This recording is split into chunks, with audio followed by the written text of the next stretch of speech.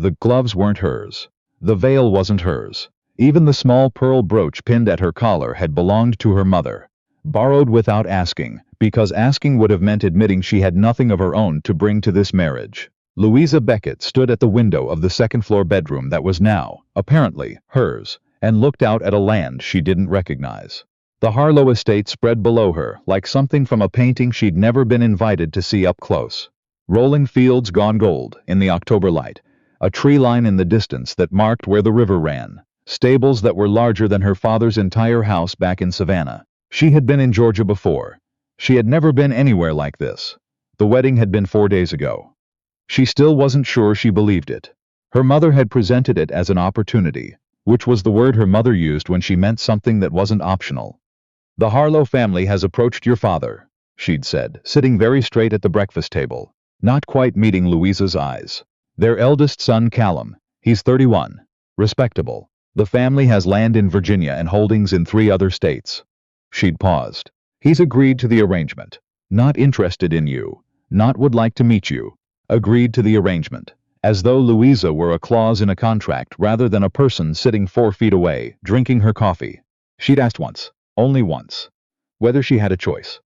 Her mother had looked at her with something that wasn't quite pity and wasn't quite impatience, but sat somewhere between the two. "You have a very comfortable choice," her mother had said. "You may say yes." So she had said yes. She had stood in the church in her mother's veil, and the pearl brooch that had been a wedding gift to a woman 30 years dead. And she had made promises to a man she had spoken to exactly 6 times in her life. And then she had ridden in a carriage for 2 days into the Virginia countryside, and now she was here. Callum Harlow had not come to find her since she'd arrived. He had been courteous at dinner. Courteous in the careful, deliberate way of a man performing courtesy rather than feeling it. And he had disappeared each morning before she came downstairs. She had met his mother, Vivienne Harlow, a woman of approximately 60 who moved through the house like she still owned it, which Louisa suspected she believed she did.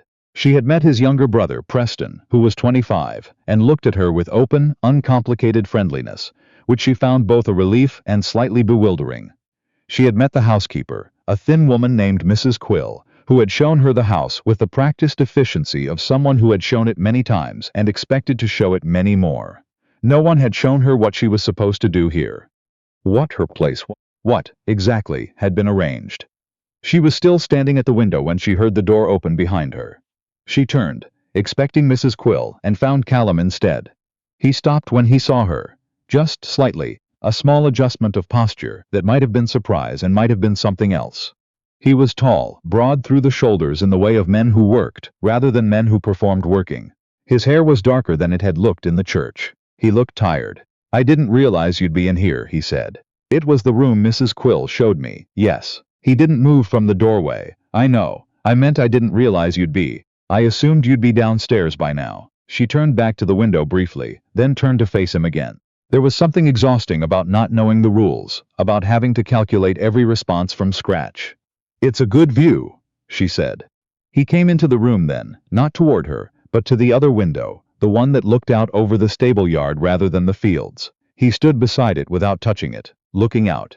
She could see the line of his jaw, the set of his shoulders. He looked like a man who had more to carry than he'd ever tell anyone about. "I owe you an apology," he said. She hadn't expected that. For what? For the way this was managed. The speed of it. "My father made the arrangement before I was fully..." He stopped. Started again. "I should have written to you myself. Before the wedding. I should have given you the opportunity to understand what you were agreeing to." "Did you understand what you were agreeing to?" He looked at her then. His eyes were gray, she noticed, gray, and steady, and not unkind. "Better than you did probably," he said. "But not as well as I should have." She didn't know what to say to that. She thought about her mother's voice. "You have a very comfortable choice." And the way the carriage had felt on the second day, jolting over roads that kept taking her further from everything she'd ever known. "Why did you agree to it?" she asked. She hadn't meant to ask it. It came out before she could weigh it. He was quiet for a long moment. Outside, someone in the stable yard called to someone else, and a horse snorted, and the light shifted on the fields. "My father has been ill," he said finally. "For 2 years. He wanted to see me settled before." He didn't finish the sentence, but he didn't need to. "And your family was recommended to us by people whose judgment I trust." "People whose judgment," she repeated. "I know how that sounds." It sounds like you chose a family rather than a wife. He didn't flinch. She'd half expected him to, but he just held her gaze, steady and direct. That would be a fair way to describe it, he said. Yes. She had thought in the weeks between the arrangement being made and the wedding that she would be angry about this for a long time. She had thought she would carry the anger like a stone in her pocket, smooth and heavy, something to press against when things became too much. But standing here now, looking at a man who had just admitted to her face that he had chosen a family rather than a wife, she found that she didn't feel angry. She felt something stranger than anger. Something that was almost respect. Well, she said. At least you told me. The first month was a careful negotiation of spaces. She learned the house the way she imagined cartographers learned new continents. Incrementally, with false starts, with sections that required revision. The parlor on the east side got the morning light and was better for reading. The library had 2 chairs near the window that Callum used most evenings. She began using the one on the left, which had better reach to the lamp. And he adjusted to the one on the right without comment. The kitchen garden in the back was Mrs. Quill's domain, but Mrs. Quill allowed her to take cuttings if she asked first, and Louisa found that she liked asking, liked the small transactional dignity of it. Vivian Harlow was a different negotiation entirely. She was not a cruel woman. Louisa would recognize cruelty when she found it, and Vivian was not cruel. She was exacting. She had opinions about how a household was run and about who was qualified to run it. And those opinions had been fixed in place for 3 decades and were not interested in being moved. She had raised Callum and Preston in this house and buried her husband from it. That had happened 2 months before the wedding, which Louisa understood now was why the wedding had happened when it did. And she looked at Louisa with the particular expression of a woman who had agreed to something and was reserving final judgment. "You don't ride," Vivian said, one morning at breakfast. Not quite a question. "I didn't grow up with horses. Callum can teach you, if you want to learn. He's patient with it." She poured her coffee with absolute precision. "It would help you here. The property is large." It was the closest thing to advice Vivian had offered her, and Louisa recognized it as such even though it had been delivered like a land survey. "I'd like to learn," she said. Vivian looked at her briefly over the rim of her cup, and something in her expression shifted, almost imperceptibly, a hairline adjustment, and she nodded once and returned to her coffee. Callum did teach her to ride, in the early evenings when the light was low and the horses were easier. He was, as his mother had said, patient. He explained things without condescension which she hadn't quite expected, and he didn't laugh when she misjudged distances, or grabbed the wrong thing at the wrong moment.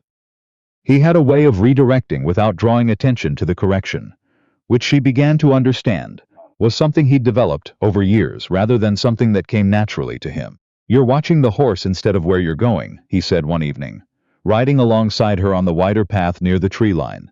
"The horse keeps doing unexpected things. She's responding to what you're telling her. You're tensing through the reins." "How do you tell someone to stop tensing?" "You don't, usually," he said. "You just wait until they figure it out." She looked at him sideways. He was looking ahead, the fading light catching the side of his face, and she thought that he might be talking about something other than riding. And then she thought perhaps that was wishful thinking on her part, and then she thought she didn't know what she was wishing for. She stopped tensing. The horse moved more smoothly under her. She didn't say anything about it, and neither did he. That was November. In December, she found the letters. She hadn't been looking for them. She'd been in the study, trying to find a reference book she'd noticed the week before, and the correspondence had been left on the corner of the desk in a way that suggested recent activity rather than storage. A small stack, 3 or 4 envelopes, one of them still partially open. She wouldn't have thought anything of it, wouldn't have done anything about it, except that the name on the topmost envelope was one she recognized, Harlow. But the first name written below it wasn't Callum's. It was hers, Miss Louisa Beckett, crossed out, and beneath it, in different ink, Mrs. Callum Harlow. The letter was from her father's solicitor in Savannah. She stood very still for a moment, her hand resting on the desk beside the stack, not touching it. And she thought carefully about what she was allowed to know and what she was not. She picked it up. The language was legal and dense, but she had grown up in a house where financial arrangements were discussed at dinner, because her father believed in preparing his daughters for the reality of their circumstances. And she could read it well enough. The letter was a clarification, a follow-up to some earlier correspondence, about the terms of the arrangement between the Beckett family and the Harlow family. Specifically, about what the Beckett family had provided. Her dowry had been not money but debt relief. Her father's debt. A significant sum that the Harlow family had assumed in exchange for the marriage. She had known, in the abstract, that there was a financial dimension to the arrangement. She had not known the specifics. She had not known it was her father's creditors that had made her necessary. She set the letter down exactly where she'd found it. She walked out of the study and down the hall and up the stairs to her room, and she sat on the edge of the bed, and she held very still, the way she'd learned to hold still as a child, when she was trying not to feel something too quickly. She had been sold. That was the plain truth of it. She had been sold to settle a debt she hadn't known existed by a family who had presented it to her as an opportunity. The anger came then, finally. The real anger, not the muted, careful variety she'd been carrying. It was bigger than she'd expected, and cleaner. It didn't feel like despair, it felt like clarity. She heard his footsteps in the hall an hour later, the particular rhythm she'd learned to recognize, unhurried, slightly heavier on the left, and she made a decision. She opened the door before he reached it. He stopped. His expression shifted into something she couldn't quite name. Attention, maybe, or wariness. "The letter from Whitmore and Son," she said, in the study. She watched his face very carefully. She watched him decide, in the space of 2 seconds, not to pretend he didn't know what she was talking about. That decision told her something. It told her something important. "I should have told you," he said. "Yes," she said. "You should have." "It doesn't change. It changes what I know," she said. "Which is different from changing what happened. But it matters. It matters to me. I would like you to understand that." He was quiet. He put one hand briefly against the doorframe, and she could see the tension in it, the controlled restraint of a man who wasn't sure how much he was allowed to say. "My father saw the Beckett situation before I did," he said finally. "He brought it to me as a solution to something he believed needed solving. I told him I would meet you first, and if you hadn't liked what you'd found, then I would have found another way to help your father." She looked at him steadily. "Why?" He met her eyes. "Because it was the right thing to do." She didn't say anything for a long moment. She could feel the anger still present in her chest, but it had shifted shape slightly. It was still there. She wasn't going to pretend it wasn't, but it was sharing space with something else now. Something she didn't have a word for yet. "I want to know the rest of it," she said. "Everything. What the actual terms are. What my father owed and to whom. I want to know the situation I'm actually in." "It's not," he started, and she could see him starting the sentence that would begin with, "It's not your concern or you don't need to worry about," and she watched him read her face and stop. "All right," he said. "Tonight," she said. "At dinner." "All right," he said again. He told her at dinner. All of it.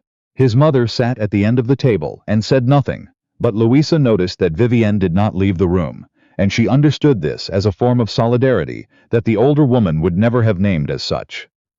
Her father had borrowed heavily in the years after the war, when the cotton markets were uncertain and the property needed repairs he couldn't afford not to make. He had borrowed from men who were not patient. He had borrowed more than he could repay. The Harlow family, Callum's father, specifically, who had been in business with Louisa's grandfather and felt something like obligation toward the Beckett name, had bought the debt and proposed the arrangement. "My father," Callum said, "genuinely believed it was a kindness to your family." "I'm sure he did," Louisa said. "I'm sure my mother believed that too, but you don't." "A kindness to my family," she said. "Not a kindness to me specifically." He looked at her across the table with those steady gray eyes and he didn't argue with her. "No," he said. "Not specifically to you."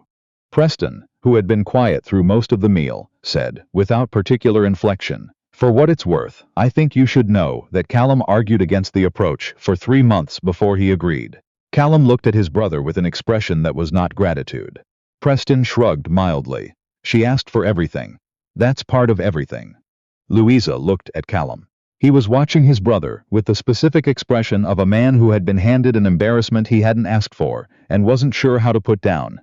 It occurred to her that the thing she'd read in his face that first afternoon in her room, tired, careful, burdened, was possibly this. This specific thing. A man who had done something he wasn't entirely at peace with and couldn't undo. She thought about the first month. The space he'd given her in the library. The writing lessons. The way he'd told her, at the very beginning, that he owed her an apology.